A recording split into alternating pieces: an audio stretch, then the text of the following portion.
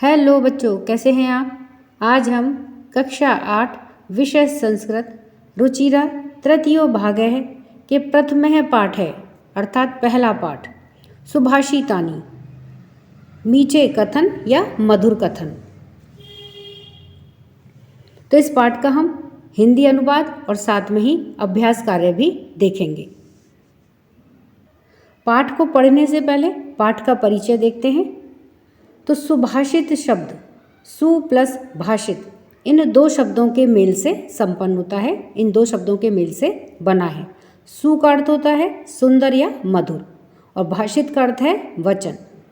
तो इस तरह से सुभाषित का अर्थ है सुंदर या मधुर वचन या कथन। प्रस्तुत पाठ नीति शतकम मनुस्मृति शिशुपाल वदनम पंचतंत्रम से रोचक और विचारपरक श्लोकों को संग्रहित इस पाठ में किया गया है। तो आइए इन श्लोकों को पढ़ते हैं और इनका अन्वय और भावार्थ देखते हैं।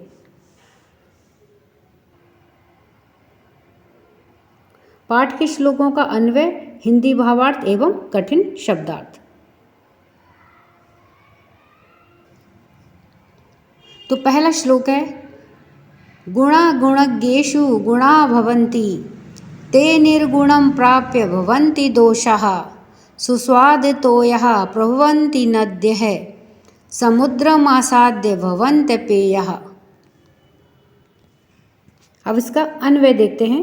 गुणः गुणज्ञेषु गुणः भवन्ति ते गुणः निर्गुणं प्राप्य दोषाः भवन्ति यथा नद्यः सुस्वादतोयः प्रभवन्ति समुद्रम आसाद्य ताः अपेयः भवन्ति। तो देखिए गुणः अर्थात गुण, गुणज्ञेषु गुणी व्यक्तियों में, गुणः भवन्ति गुण होते हैं। तो गुण जब गुणी व्यक्तियों में होते हैं तो वे गुण होते हैं। ते अर्थात गुणः गुण। निर्गुणम प्राप्य दोषः, निर्गुणम अर्थात गुणहीन व्यक्ति में प्राप्य प्राप्त होने पर दोषः भवन्ति दोष हो जाते हैं। अर्थात जब ये गुण निर्गुण व्यक्ति में चले जाते हैं, निर्गुण व्यक्ति के द्वारा प्राप्त हो जाते हैं तो ये दोष बन जाते हैं। यथा जिस प्रकार से नद्य है नदियों में सुस्वादितोयः प्रभवन्ति, सुस्वाद सु यानी मीठा, स्वाद यानी स्वादिष्ट, तोया यानी जल।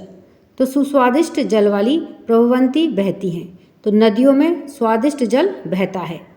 समुद्रम आसाद्य ताः अपेयः भवन्ति, समुद्रम समुद्र को आसाद्य प्राप्त करके, ताः वे कौन नदियाँ, अपेयः भवन्ति अपेय न पीने योग्य, भवन्ति हो जाती हैं। अर्थात जब वो समुद्र को प्राप्त कर लेती हैं तो ना पीने योग्य जल उनका हो जाता है और वैसे नदियों में स्वादिष्ट जल बहता है। ये इस श्लोक का भावार्थ है कि प्रस्तुत श्लोक में गुणवान के महत्व को बताते हुए कहा गया है कि जिस प्रकार से उत्पन्न होते समय नदी का जल मीठा होता है, पीने योग्य होता है, किंतु समुद्र में मिलने पर वही जल खारा एवं पीने योग्य नहीं रहता है। उसी प्रकार से गुण भी जब गुणवान व्यक्ति में होते हैं तो वो सद्गुण के रूप में होते हैं, लेकिन गुणहीन व्यक्ति के द्वारा प्राप्त करने पर वे दोष बन जाते हैं। इससे सिद्ध होता है कि संगति के अनुसार ही गुण और दोष बनते हैं। दूसरा श्लोक है साहित्य संगीत कला विहीन है साक्षात पशु पुच्छ विषाणहीन है तृणम न खादन्नपि जीवमान है तद्भाग ध्येयम परमम पशुनाम। अन्वय है साहित्य संगीत कला विहीन है जन है पुच्छ विषाणहीन है साक्षात पशु भवति तृणम न खादन अपि जीवमान है तद पशुनाम परमम भाग ध्येयम। तो साहित्य संगीत कला विहीन है जन है, साहित्य संगीत और कला से, कला अर्थात किसी भी काम को सीखने की स्किल, तो कला से विहीन रहित जन है मनुष्य। पुच्छ विषाणहीन है साक्षात पशु भवति, पुच्छ पूंछ, विषाण सींग, हीनः से रहित व्यक्ति साक्षात पशु भक्ति, साक्षात पशु ही होता है। अर्थात साहित्य, संगीत और कला से विहीन व्यक्ति पूंछ और सींग से हीन साक्षात पशु के समान होता है। तृणम न खादन अपि जीव मान है। तृणम अर्थात घास को, न खादन न खाते हुए, अपि भी न खाते हुए भी, जीव मान है जीवित रहता है। तद पशूनाम परमम भागधेयम, तद यह पशुनाम उन पशुओं के लिए, परमम अत्यधिक, भागधेयम सौभाग्य की बात है। तो यह उन पशुओं के लिए अत्यंत ही सौभाग्य की बात है कि वह उनके तृण को या घास को नहीं खाते हुए भी जीवित रहता है। अब इस श्लोक का भावार्थ है कि साहित्य, संगीत और कला से रहित मनुष्य पूंछ और सींग से रहित साक्षात पशु है। घास न खाते हुए भी वह अर्थात मनुष्य जीवित है। तो यह पशुओं के लिए परम सौभाग्य की बात है। अर्थात यदि मनुष्य घास भी खाने लग जाए तो फिर पशुओं को तो घास भी खाने को प्राप्त नहीं होगी। तो इसलिए यह पशुओं के लिए अत्यंत ही सौभाग्य की बात है कि मनुष्य घास ना खा करके भी जीवित रहता है। लुब्धस्य नश्यति यशः पिशुनस्य मैत्री, नष्टक्रियस्य कुलमर्थ परस्य धर्मः, विद्याफलं व्यसनिनः कृपणस्य सौख्यम, राज्यम प्रमत्त सचिवस्य नराधिपस्य।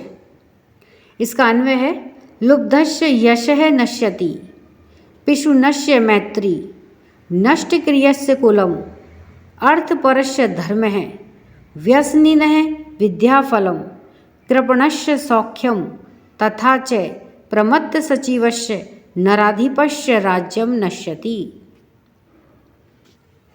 तो लुब्धस्य यश है, लुब्धस्य अर्थात लोभी व्यक्ति, लालची व्यक्ति का यश है नश्यति, यश कीर्ति या प्रसिद्धि, नश्यति नष्ट हो जाती है। पिशुनस्य मैत्री, पिशुनस्य अर्थात दूसरों की बुराई करने वालों की मैत्री, मित्रता नष्ट हो जाती है। नष्ट क्रियस्य कुलम, नष्ट क्रियस्य अर्थात जिसकी क्रियाएं नष्ट हो गई हैं, यानी कि अकर्मण्य व्यक्ति, आलसी व्यक्ति का कुलम, कुल नष्ट हो जाता है। अर्थपरस्य धर्म, अर्थपरस्य अर्थात धन के लोभी व्यक्ति का धर्म, धर्म नष्ट हो जाता है। व्यसनिनः विद्याफलम, व्यसनिनः अर्थात बुरी आदत वाले व्यक्ति का विद्याफल अर्थात पढ़ाई नष्ट हो जाती है। कृपणस्य सौख्यम तथा च, कृपणस्य सौख्यम, कृपणस्य अर्थात कंजूस व्यक्ति का, सौख्यम सुख नष्ट हो जाता है, तथा इस प्रकार से च और प्रमत्त सचिवस्य, प्रमत्त आलसी, सचिवस्य सचिवों वाले, नराधिपस्य राजा का, राज्यम नश्यति राज्य नष्ट हो जाता है।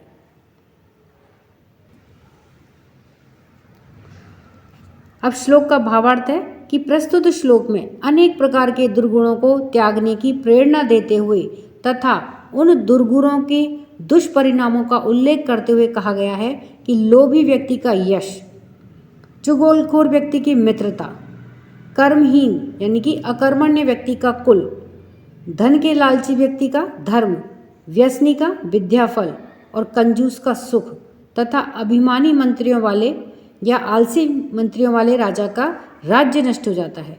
अतः इन दुर्गुणों को त्याग देना चाहिए।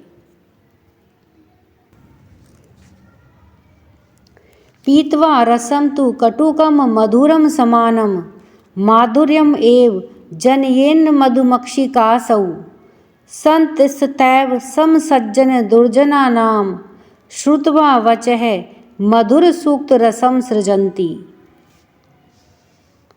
अन्वय है असौ मधुमक्षिका कटुकम मधुरम तु रसम समानम पीत्वा माधुर्यमेव जनयेत, तथैव संतः सज्जन दुर्जनानां वचः समम श्रुत्वा मधुर सूक्त रसम सृजन्ति। असौ मधुमक्षिका, असौ यह, मधुमक्षिका मधुमक्खी, कटुकम कड़वा, मधुरम मीठा मधुर, तू तो रसम रस को, समानम पीतवा समान रूप से पी करके माधुर्यम एव माधुर्य प्लस एव मीठा ही जनित उत्पन्न करती है। अर्थात यह मधुमक्खी कड़वा और मीठा रस समान रूप से पी करके भी केवल मधुर मीठा रस ही उत्पन्न करती है। तथैव उसी प्रकार से संत है, संत लोग यानी कि सज्जन मनुष्य, सज्जन पुरुष, सज्जन दुर्जना नाम वचः सज्जन और दुर्जन व्यक्तियों के वचः वाणी को समम श्रुत्वा समान रूप से सुन करके मधुर सूक्त रसम सृजंती मधुर सूक्त रस का निर्माण करते हैं, अर्थात मीठी वाणी ही बोलते हैं। श्लोक का भावार्थ है कि प्रस्तुत श्लोक में सज्जनों की महिमा का वर्णन करते हुए कहा है कि जिस प्रकार से मधुमक्खी कड़वे और मीठे दोनों प्रकार के रस का पान करने पर भी केवल मधुरता अर्थात शहद का ही निर्माण करती है, उसी प्रकार से सज्जन लोग, संत लोग सज्जनों की और दुर्जनों के वचनों को समान रूप से ग्रहण करने पर भी केवल मधुर सूक्त वचन की ही रचना करते हैं, अर्थात मधुर वचन ही बोलते हैं।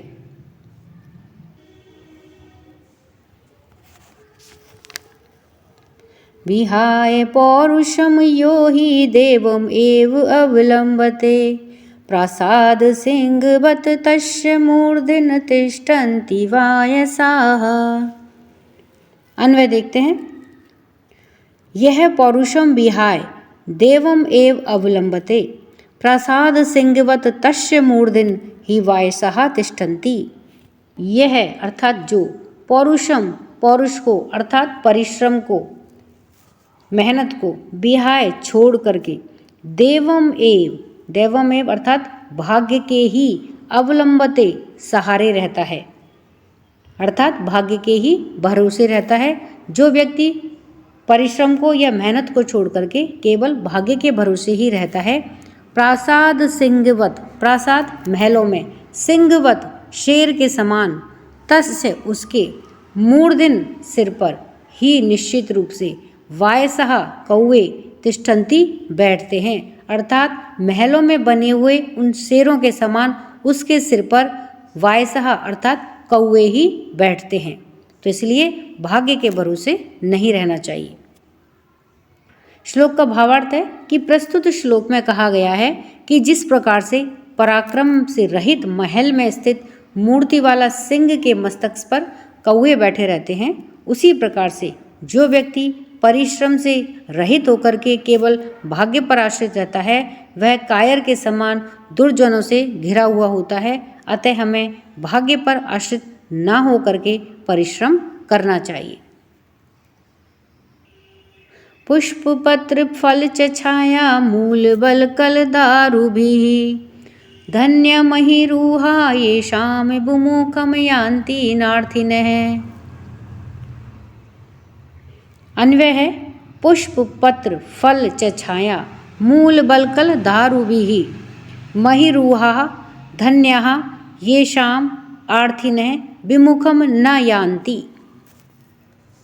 तो पुष्प पत्र यानी पत्ते, फल च छाया और छाया, मूल जड़, बलकल पेड़ की छाल, दारू भी लकड़ी के साथ में या लकड़ी से, महिरूहा अर्थात वृक्ष, धन्य धन है, यानी कि पेड़ के पास पुष्प पत्र फल छाया जड़ पेड़ की छाल और लकड़ियों से पेड़ धन्य है। ये शाम जिनके, आर्थिनय अर्थात भोगने वाला या याचक, विमुखम विमुख होकर के निराश होकर के, ना यान्ति नहीं जाता है, अर्थात वृक्ष के पास जब कोई व्यक्ति जाता है तो उसे कुछ ना कुछ अवश्य ही मिलता है, वह विमुख होकर के नहीं जाता है। पेड़ के पास में पुष्प पत्र फल छाया जड़ पेड़ की छाल और लकड़ियाँ इतने सारे पदार्थ होते हैं, तो पेड़ इसके लिए धन्य है कि उसके पास जो कोई भी कुछ भी मांगने जाता है वह निराश होकर के नहीं लौटता है, वह अवश्य ही कुछ ना कुछ प्राप्त करता है। श्लोक का भावार्थ है कि प्रस्तुत श्लोक में वृक्षों की महानता का वर्णन करते हुए कहा है कि वृक्ष धन्य हैं क्योंकि उनके पास पुष्प, पत्ते, फल, छाया, छाल व लकड़ियां प्राप्त करके कोई भी याचक निराश होकर के वापस नहीं जाता है। वृक्ष सभी की मनोकामना को पूर्ण करते हैं। उनकी दानशीलता को देख करके उन्हें धन्य कहा गया है। चिंतनीया हि विपदाम आदावेव प्रतिक्रियाः न कूप खननम युक्तम प्रदीप्ते वहिन्याग्रहे। अन्वय है विपदाम आदाव एव प्रतिक्रियाः चिंतनीयाः हि वहिन्याग्रहे प्रदीप्ते कूप खननम न युक्तम। अन्वय है विपदाम अर्थात मुसीबत में, विपत्ति में, आदौ शुरुआत में, एव ही प्रतिक्रिया, प्रतिक्रिया अर्थात समाधान, चिंतनीय सोच लेना चाहिए, विचार कर लेना चाहिए, अर्थात विपत्ति के या मुसीबत के आने से पहले ही उसका समाधान चिंतनीय सोच लेना चाहिए।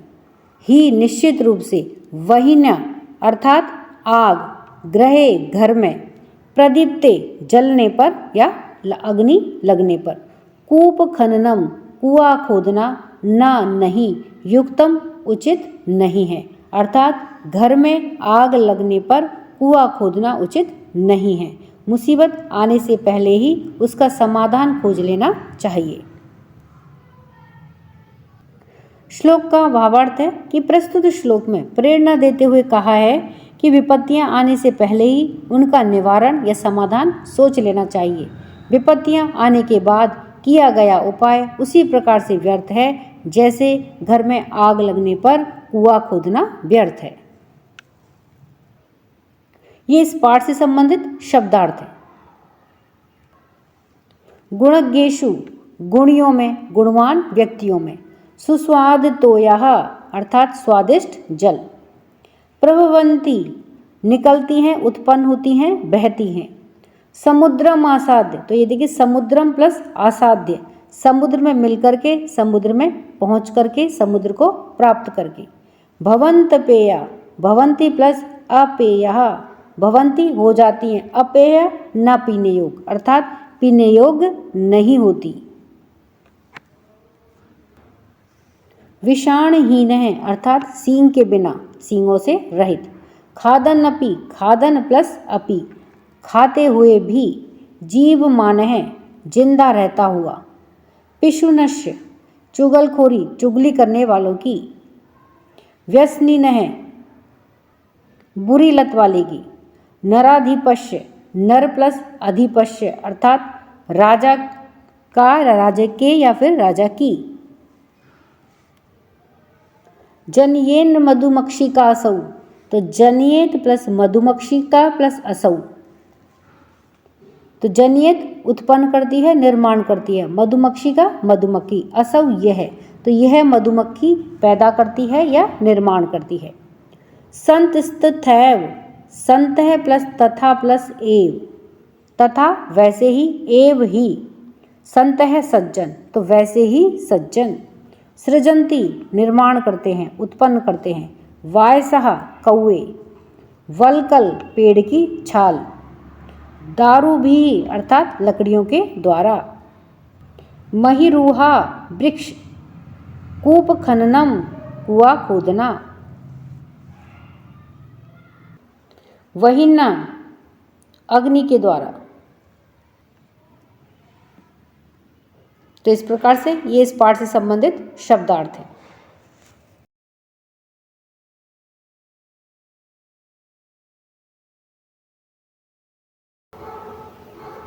प्रश्न 1, पाठे दत्तानां पद्यानां सस्वरम वाचनम कुरुत।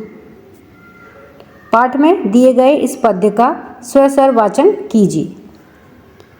तो गुणा गुणज्ञेषु गुणा भवन्ति, ते निर्गुणं प्राप्य भवन्ति दोषः, सुस्वादितोयः प्रभवन्ति नद्यः, समुद्रम आसाद्य भवन्त पेयः, साहित्य संगीत कला विहीन है, साक्षात पशु पुच्छ विषाणहीन है, तृणम न खादान्नपि जीवमानः तद्भागधेयं परम पशूनाम्। लुब्धस्य नश्यति यस्य पिशुनस्य मैत्री नष्ट क्रियस्य कुलमर्थ परस्य धर्मः। विद्याफलं व्यसनिनः कृपणस्य सौख्यं राज्यं प्रमत्त सचिवस्य नराधिपस्य। पीत्वा रसं तु कटुकं मधुरं समानं माधुर्यम् एव जनयेनं मधुक्षिकारसौ संतस्ततेव समसज्जन दुर्जनानां श्रुत्वा वचः मधुरसूक्तरसं सृजन्ति। विहाय पौरुषं यो हि दैवं मावलम्बते प्रसाद सिंहवत् तस्य मूर्धनि तिष्ठन्ति वायसः। विहाय पौरुषं यो हि दैवम् एव आवलम्बते प्रसाद सिंहवत् तस्य मूर्धनि तिष्ठन्ति वायसः। पुष्पपत्र फलच्च छाया मूल बलकलधारुभिः धन्या मरुरुहा येषां विमुखं यान्ति नार्थिनः। चिन्तनीयाः हि विपदाम् आदाव एव प्रतिक्रियाः न कूपखननं युक्तं प्रदीप्ते वह्निना गृहे। प्रश्न 2 श्लोकांशेषु रिक्त स्थानानि पूरयत। श्लोकों के अंश को रिक्त स्थानों को पूरा करिए। यहाँ पर श्लोकों के अंश दिए गए हैं, उनके रिक्त स्थानों को पूरा करना है। तो आइए इन्हें उत्तर के साथ में देखते हैं। तो यहाँ पर देखिए ये श्लोकों के रिक्त स्थान दिए गए हैं। तो इन श्लोकों के अंशों के हमें इन रिक्त स्थानों को पूरा करना है। तो आइए इन्हें उत्तर के साथ में देखते हैं। तो सबसे पहले है समुद्रम आसाद्य भवंत पेया। तो यहाँ पर रिक्त स्थान में क्या आएगा? भवंत पेया, अर्थात समुद्र को प्राप्त करके अपेय हो जाती हैं, पीने योग्य नहीं रहती हैं। फिर है श्रुत्वा वचः मधुर सूक्त रसम सृजंती। तो रिक्त स्थान में क्या आएगा? श्रुत्वा, सुन करके, वचः वाणी, यानी कि वाणी सुन करके मधुर सूक्त रस, मधुर रस का निर्माण करते हैं। तद्भागधेयम परमम पशु नाम। तो यहाँ पर रिक्त स्थान में क्या आएगा? परमम, यह उन पशुओं के लिए बड़े सौभाग्य की बात है। फिर है विद्याफलम व्यसनिनः कृपणस्य सौख्यम। तो यहाँ पर रिक्त स्थान में क्या आएगा? व्यसनिनः, अर्थात व्यसनिनः का मतलब बुरी लत वालों की विद्या और कृपणस्य यानी कंजूस का सुख नष्ट होता है। फिर है पौरुषम विहाय, यह देवमेव अवलंबते। तो यहाँ पर रिक्त स्थान में क्या आएगा? आने वाले में देवमेव, पौरुषम विहाय अर्थात परिश्रम को छोड़ करके जो भाग्य का सहारा लेता है। फिर है चिंतनीय ही विपदाम आदावेव प्रतिक्रिया। तो यहाँ पर रिक्त स्थान में क्या आएगा? आदावेव, चिंतनीय अर्थात मुसीबत के आने से पहले ही उसका समाधान ढूंढ लेना चाहिए।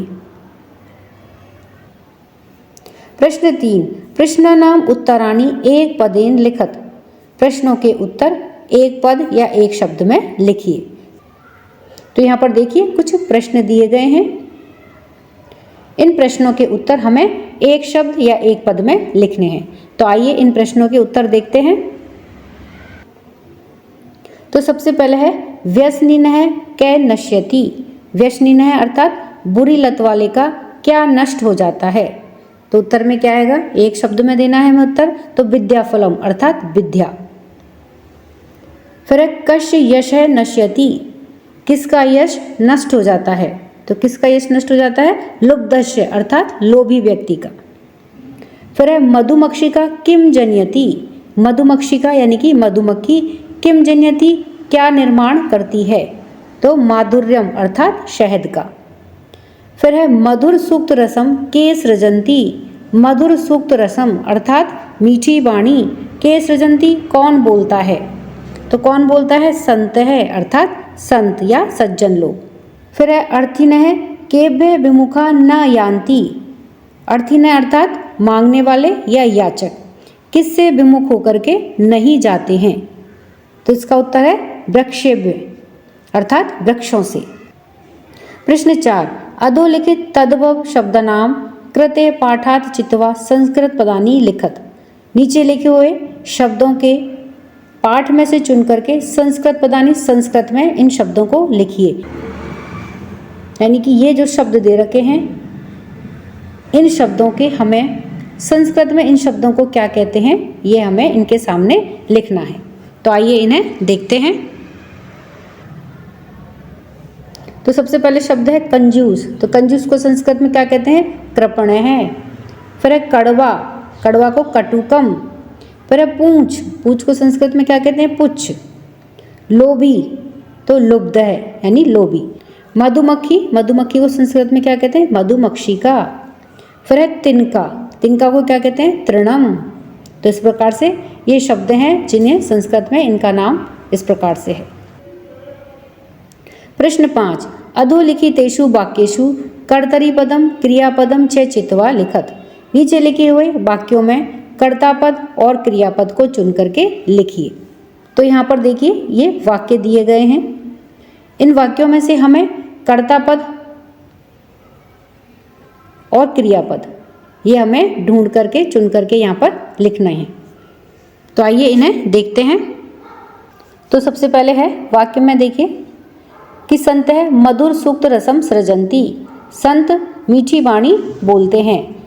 तो इसमें कर्ता कौन हुआ? संत है। कौन बोलते हैं? संत है। तो कर्ता कौन होता है? जो काम को करता है, तो वह तो होता है कर्ता या सब्जेक्ट।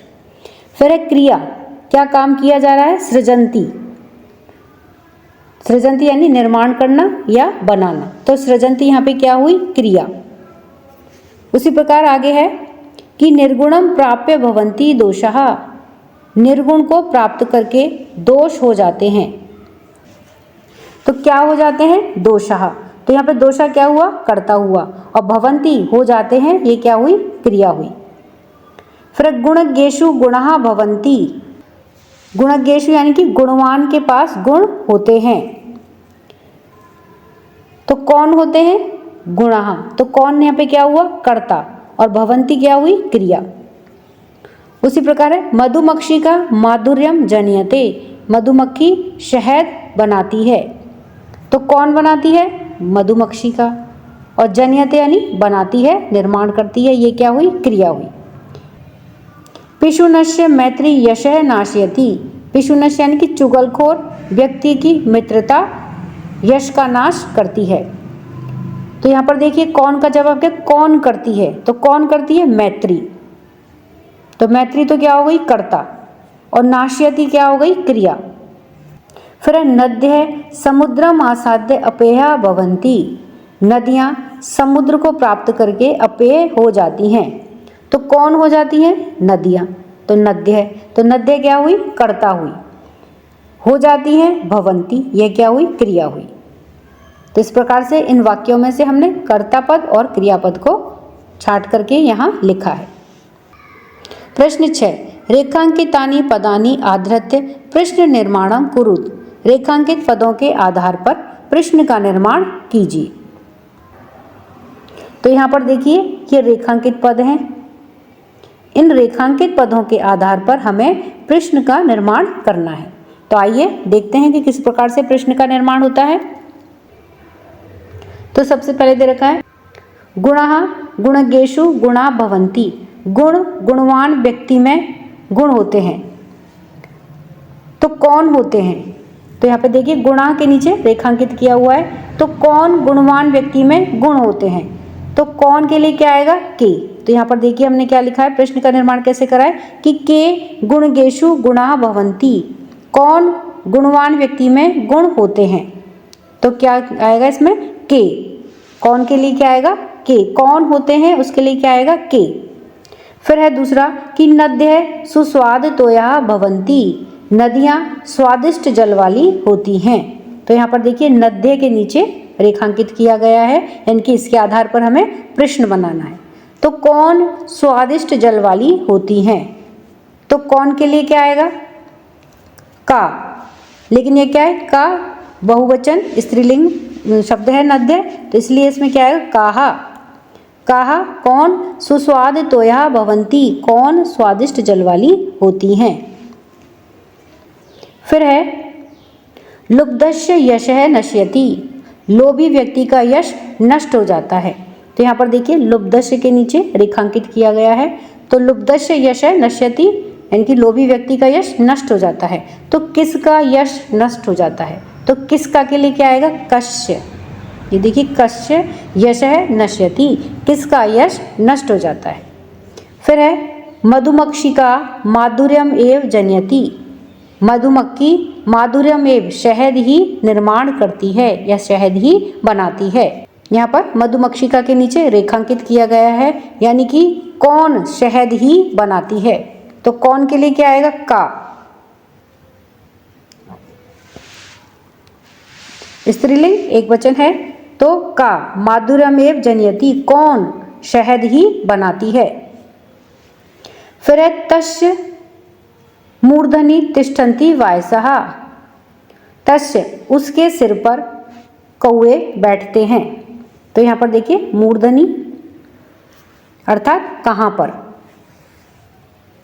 पर बैठते हैं, तो यहाँ पर क्या आएगा, किस प्रकार से, तो इसके नीचे रेखांकित किया गया है मूर्धनि के नीचे। तो कहाँ बैठते हैं, उसके कहाँ पर कौवे बैठते हैं। तो कहाँ कर पर के लिए क्या आएगा, कस्मिन, कस्मिन भी लिख सकते हैं और कुत्र भी लिख सकते हैं। तो यहाँ पर आप कुत्र भी लिख सकते हैं कस्मिन के साथ में, तो कुत्र।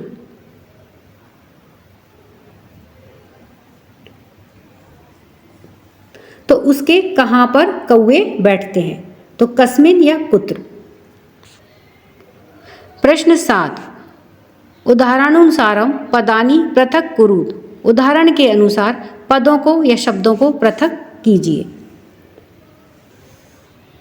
तो यहाँ पर देखिए एक शब्द दे रखा है समुद्रम आसाद्य, तो यहाँ पर इसको हमें पृथक पृथक करके लिखना है, यानी कि यह दो शब्दों से मिलकर के बना है, समुद्रम और आसाद्य। उसी प्रकार से हमें इन सारे शब्दों को, इन सारे पदों को इसी प्रकार से पृथक करके इनके सामने ये रिक्त स्थान दिए गए हैं, इनमें हमें इन्हें अलग अलग करके पृथक पृथक करके लिखना है। तो आइए इसे उत्तर के साथ में देखते हैं। तो सबसे पहले है समुद्रम आसाद्य, तो ये देखिए समुद्रम प्लस आसाद्य, इस प्रकार से ये दो शब्दों में अलग अलग होगा। माधुर्यम एव, तो यह माधुर्यम प्लस एव यानी कि माधुर्यम शहद ही।